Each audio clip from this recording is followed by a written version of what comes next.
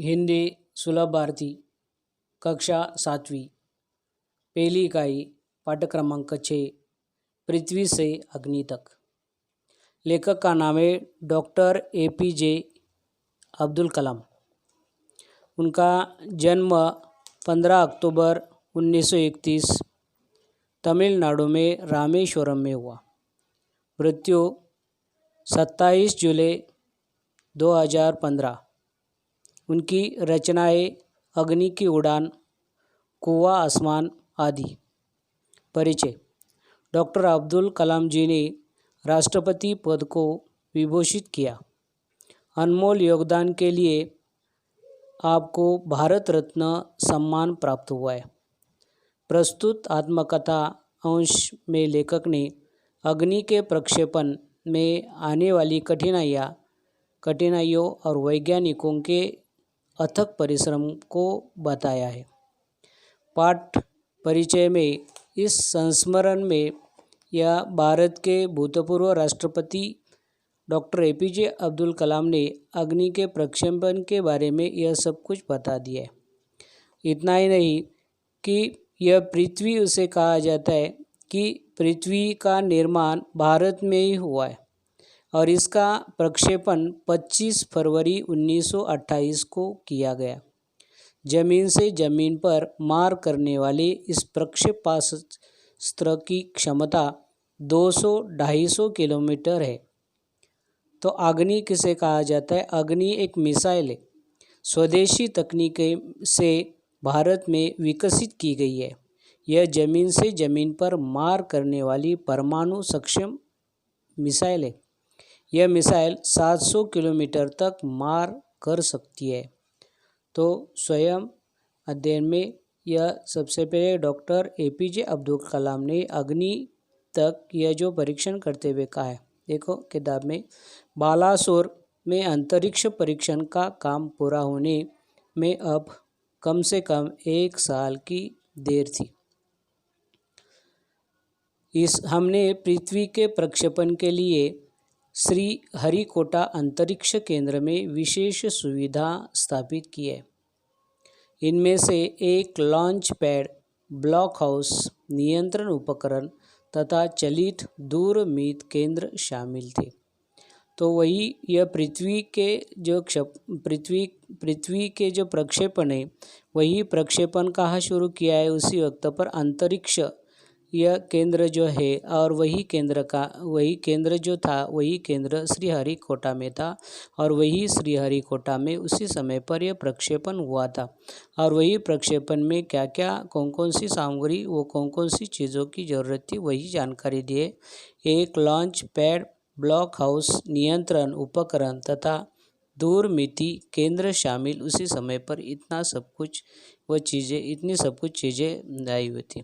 पृथ्वी उपग्रह को 25 फरवरी 1928 को सुबह 11 बजे 23 मिनट पर छोड़ा गया। कब छोड़ा गया था? उसी समय पर, यह 25 फरवरी 1928। यह देश के रॉकेट विज्ञान के इतिहास में यह युगांतरकारी है। युगांतरकारी मतलब युग प्रवर्तक यह घटना थी। निर्देशित मिसाइल के क्षेत्र में एक आत्मनिर्भर मतलब स्वावलंबी देश के रूप में एक उद्भव ने संसार के सभी विकसित देशों को विचलित कर दिया है। सभी के देश सब ये विचलित हो गए थे। सामर्थ्यशाली नागरिक, अंतरिक्ष उद्योग और व्यवहार मिसाइल आधारित सुरक्षा प्रणालियों ने भारत को चुनिंदा राष्ट्रों के समूह में पहुंचा था।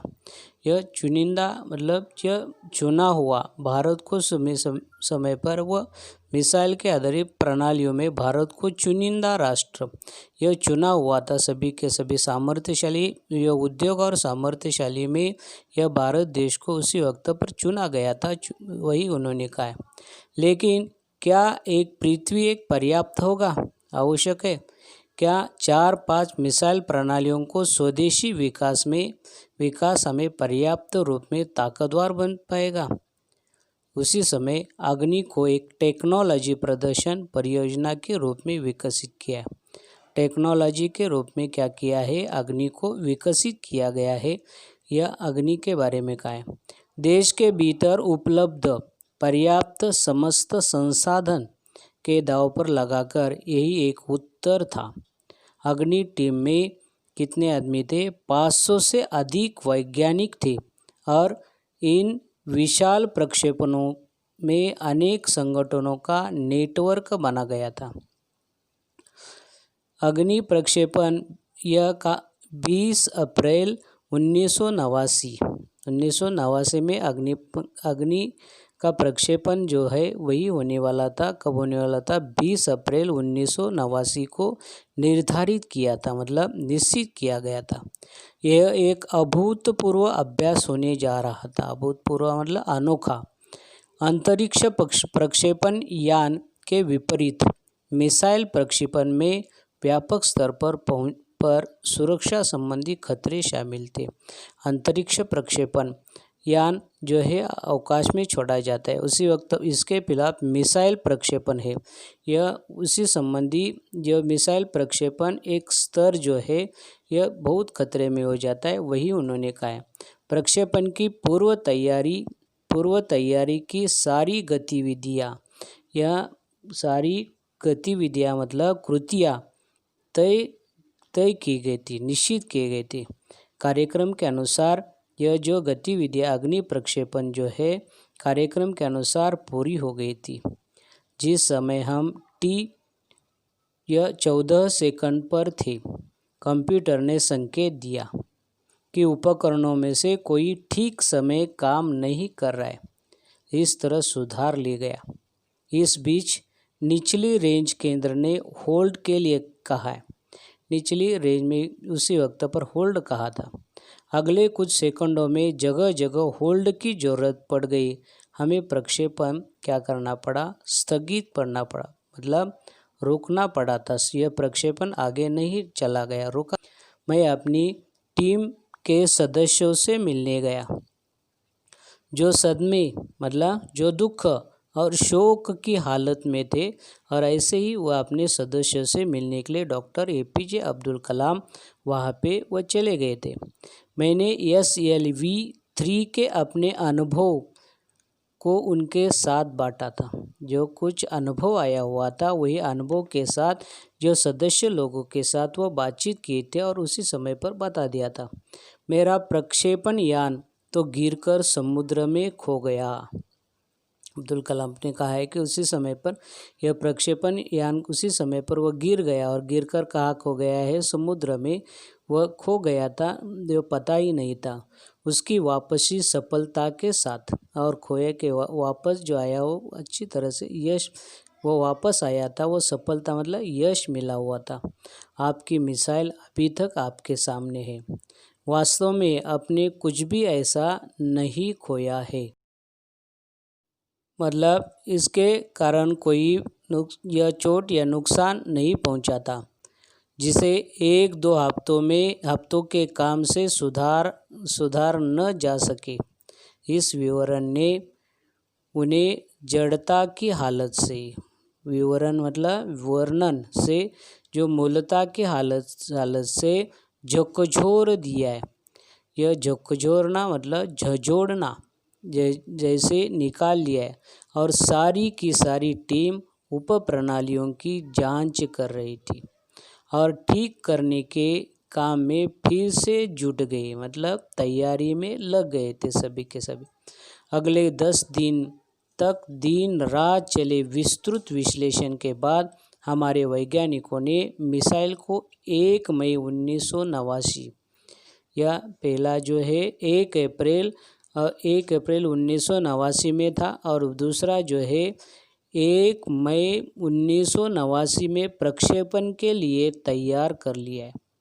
लेकिन स्वयंचलित जो कंप्यूटर है, कंप्यूटर की जांच की अवधि के दौरान, जांच मतलब जानकारी के दौरान, जांच पड़ताल के दौरान, अवधि मतलब समय के दौरान T10 सेकंड पर एक होल्ड का संकेत आया। प्रक्षेपण फिर एक बार स्थगित करना पड़ा। 30 सेकंड में फिर रुक गया था। फिर दोबारा यह प्रक्षेपण रुक गया था। फिर क्या हुआ देखो आगे। रॉकेट विज्ञान के क्षेत्र में इस तरह के चीज़ें बहुत आम है और अक्सर रॉकेट विज्ञान के क्षेत्र में इस प्रकार के बहुत आम है, मतलब सामान्य ही है, अक्सर मतलब हमेशा देशों में भी होती रहती है। मैंने DRDL RCI परिवार के 2000 से भी अधिक सदस्यों को संबोधित किया। DRDL और RCI परिवार के ये सदस्य जो थे 2000 सदस्यों को बुला दिया था, संबोधित किया था, यह संबोधन किया था, बातचीत की थी।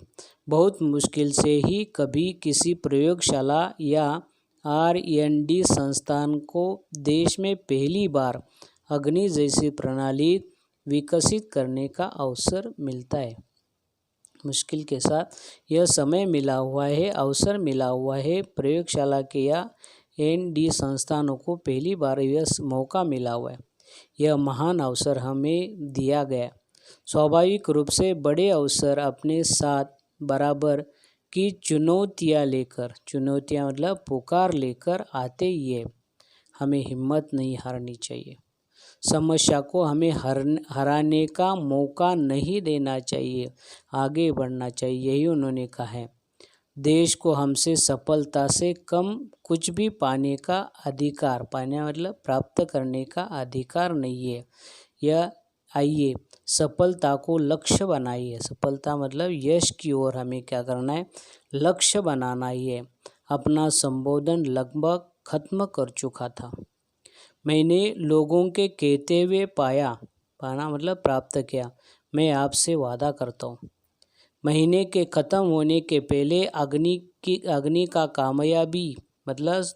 कामयाबी से प्रक्षेपण करने के बाद हम यहाँ वापस मिलेंगे। ऐसे उन्होंने वादा किया था। 1 महीने के बाद निश्चित तौर पर हमें यश मिलेगा, कामयाबी मिलेगी, सफलता मिलेगी। कामयाबी मतलब सफलता।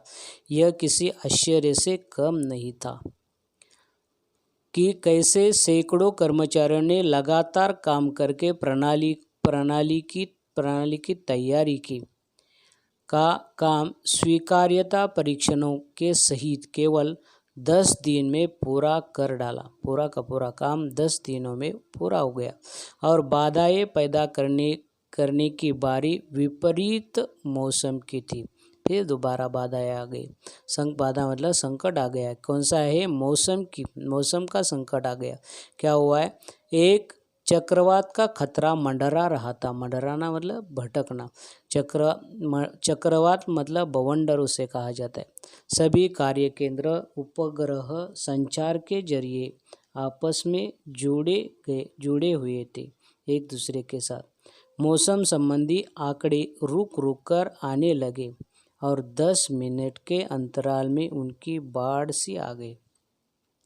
और उसी समय पर 10 मिनट के अंतराल तक उसी वक्त पर क्या हो गया, यह बाढ़ आ गई थी। अतः प्रक्षेपण के 22 मई 1989 के रोज निर्धारित किया गया। यह पूर्णिमा की रात थी। ज्वार के कारण, उफान के कारण लहरें किनारों से टकराकर और अधिक शोर मचा रही थी उसी समय पर। क्या हम अग्नि के प्रक्षेपण में कल सफल होंगे, यह सवाल हमारे दिमाग में सबसे पहले था। लेकिन हमसे कोई भी उस सुंदर रात के जादू को खंडित कर नहीं चाहता था। एक लंबी खामोशी तोड़ते हुए आखिरकार रक्षा मंत्री महोदय ने मुझसे पूछा। क्या पूछा? कलाम, कल तुम अग्नि की कामयाबी का जश्न मनाने के लिए मुझसे क्या उपहार चाहोगे? एक मामूली से का सवाल था, लेकिन मैं तत्काल इसका कोई जवाब नहीं सोच पाया। जवाब नहीं, उन्होंने यह दे दिया।